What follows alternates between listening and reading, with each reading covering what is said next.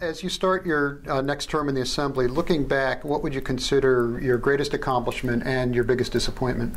I think my greatest accomplishment was sponsoring the Anti-Bullying Bill of Rights. It is the toughest anti-bullying bill in the land, and I am hoping that other states use it as a model to create a federal bill of rights for victims of bullying, and to train teachers and to incorporate the curriculum so that kids, understand the harm that bullying can cause, and also, quite frankly, to try to help change the culture of our kids today. So that's probably my greatest accomplishment this past term. Probably my biggest disappointment was women's health. For $7.5 million out of a $33 billion budget, we tried consistently and advocated to get those monies incorporated so that women had access to health care. We did everything we can to make it reasonable for the governor to sign that bill. We took out any funding for abortion. And quite frankly, women that depend on Planned Parenthood and family planning, it's more than family planning. These women, whether they have no insurance and they fall through the cracks, they're able to get cancer screening, and they're able to see a doctor, a gynecological doctor, for health care. And that's probably my greatest disappointment, not only for me, but for the women of the state of New Jersey. Wasn't there also a significant component of federal funding that we would have gotten had we got that? Do we lose that money now? Yes, we did, because for every dollar we were getting, I think it was $3 back. So we did lose quite our fair share. And that's unfortunate. Not to say that we will continue to try again next session to see how we can make sure that women's health matters and it becomes a priority for this governor. Okay. On education, New Jersey's public education system is among the best in the nation when looked in aggregate, but yet our inner city schools are suffering with high dropout rates and below average performance. What can we do to help the inner city schools? Yeah, that is true, and I'm glad you said that. We do have a very good reputation, because I know that fourth graders are always #1 in math, and eighth graders are always #1 in reading. And so we do have a tendency to say that we don't have a perfect system, but we have a great education system. But it is also unfortunate that those kids in the urban areas do fall through the cracks. And I think what we need to do is have teachers trained not only teaching, math and the core curriculum, but sensitive to the needs of these kids. And I think that after 3 programs are very important for these kids, because, I as a mother and, talking to other parents, I think we all know that the hours between 3 and 6 are those dangerous hours, or let's say risky hours, where kids are at risk.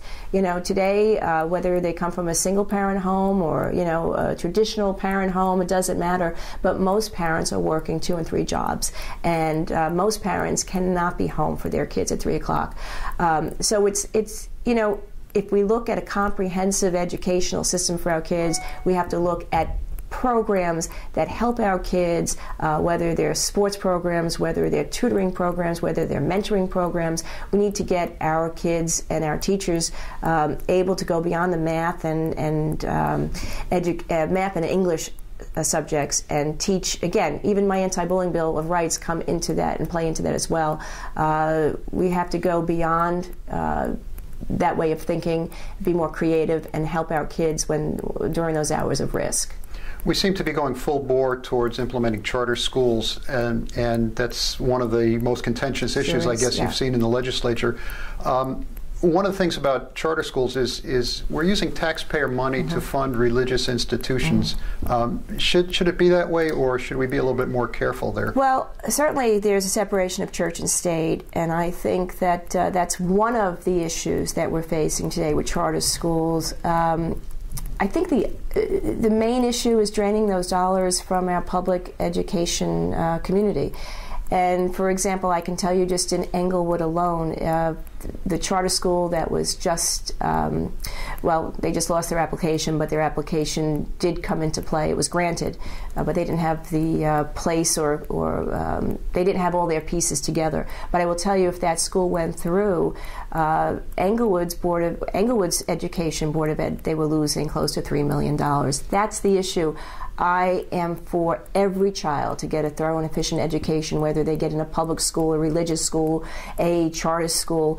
But when you start draining those dollars from public education, especially those schools that need every dollar, I mean, every school needs those dollars, but those trying, challenging schools in those areas, we need to be able to, I think, take another look at charter schools, making sure that the intent is not causing a repercussion to the public school system. But one of those bills is to have community input and to have the community decide by voter approval, by referendum, if they would like their community to have another charter school. One may be fine, maybe 3 and 4 may not be. I think that's up to the community. I also have an issue with charter schools not being able to conform with state mandates. And if you're giving public dollars, then they should have the same type of standards and requirements that public schools do. Again, I keep on going back to the Anti-Bullying Bill of Rights, but that's not a mandate in a charter school because it's not part of the public school education. I have no issue with creating laboratories within public schools, mini charters. But to have a separate and standalone building, it may work in some communities, but if you have 3 or 4, it certainly will start to drain those dollars from the overall public school system. If we can work together and partner together and have everyone work together with the dollars, as long as it's helping those children and those students, then of course I'm in favor of that. But we need to restrict it. We need to look again at the different because of so many, we need to revisit that. You recently sent a letter to the Port Authority regarding how the recent toll increases are being allocated. Have you received a response, and are you happy with the oversight of the authority? No and no. We sent the letter, I believe it was Thursday. We have not heard from them. I'm going to do a follow-up today. You know, some people have called it a bait and switch. We were told in the beginning that those monies being used for the toll hikes were going toward the redevelopment of the World Trade Center. Fast forward, now that they're in litigation with AAA, the Port Authority now said that none of those monies are being used for redevelopment of the World Trade Center. This is just, it highlights the need for transparency and accountability within the Port Authority. It's not only that we have an outrageous, hikes in the Port Authority tolls, but fast forward since they did do the toll hikes in August. Since then, the last 3 months, we found out that there were hidden salaries among the executives. We found out there were astronomical perks among management.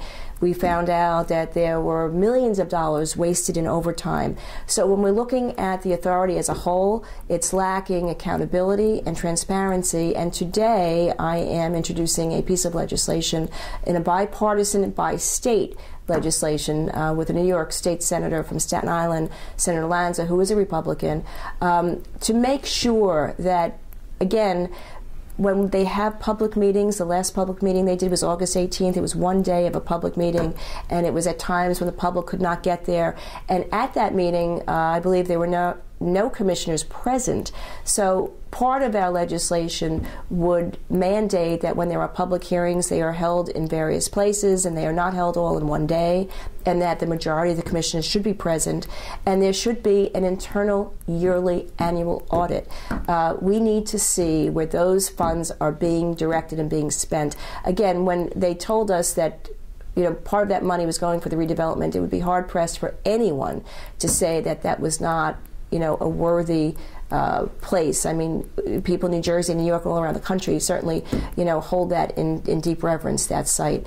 But, as commuters, and especially I representing Bergen County, and people traveling back and forth over the tunnel and the bridges, it's quite an impact, those toll hikes, for not only working families, for anyone, students, people transporting goods. It's it's a major increase, and there should be accountability, and we should know where those funds are being spent. This legislation that you're introducing, will it apply solely to the Port Authority or other multi-state agencies like the Delaware River Port Authority? Yeah, at this point, just the Port Authority. Okay. Not to say that we would not look beyond that, but we would like to make sure that, since I think this is our greatest challenge today, we will look at the Port Authority first. Other agencies, we have had several bills out there. For example, in the Passaic Valley Sewer System Commission, that the minutes should be vetoed by the governor. I would like to just speak about the governor for 1 second, if I may. The governor, his whole mantra, his whole way of handling the last 2 years that he's been in office has been to oversee and not tolerate any waste and abuse, and he would veto minutes. I did not see him vetoing any minutes for the Port Authority. I did not, as a matter of fact, in August, he did also agree and say the Port Authority's monies were being used for the World Trade. So I don't know where the governor is. We sent a letter to the Port Authority commissioners, and I would hope that the governor takes swift action as well, since this is something I would think, as part of his personality, he should be out in the forefront on this.